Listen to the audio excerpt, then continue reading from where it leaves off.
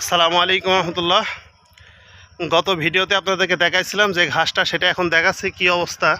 এবং আজকে আমরা আরও কিছু ঘাস লাগাচ্ছি। আমি এই ভিডিওতে আপনাদেরকে জানাবো যে কিভাবে ঘাস লাগাতে হয়, ঘাস লাগানোর নিয়ম।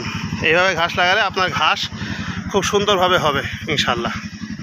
গত ভিডিওতে যে ঘাসের জমিটা দেখাইছিলাম, সেই জমিটা দেখেন কি সুন্দরভাবে ঘাসগুলো লেগে গিয়েছে। আলহামদুলিল্লাহ, ঘাসগুলো দিন দিন বড় হচ্ছে, খুবই সুন্দর। আজকে নতুন আবার সামনের জমিতে ঘাস লাগাচ্ছি। তো দেখেন কিভাবে ঘাসটা লাগায়। যেহেতু এখন বৃষ্টির সিজন, প্রচণ্ড বৃষ্টি হচ্ছে, এই ঘাসের জমিটা ভালো মতনই চষা ছিল, কিন্তু বৃষ্টির কারণে কিছু কিছু ঘাস বের হয়ে গেছে, আগাছা বের হয়ে গেছে। মাটিটা নরম আছে, তো ঘাসের এই প্রত্যেকটা আলাদা আলাদা ছ্যাও করে কেটে এইভাবে মাটির মধ্যে আমরা পুঁতে দিচ্ছি। এইভাবে পুঁতে দিলে ঘাস হয়ে যাবে ইনশাল্লাহ।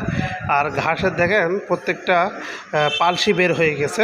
তো এর কারণে এই ঘাসটা খুব দ্রুতই ইনশাল্লাহ হয়ে যাবে আশা করছি।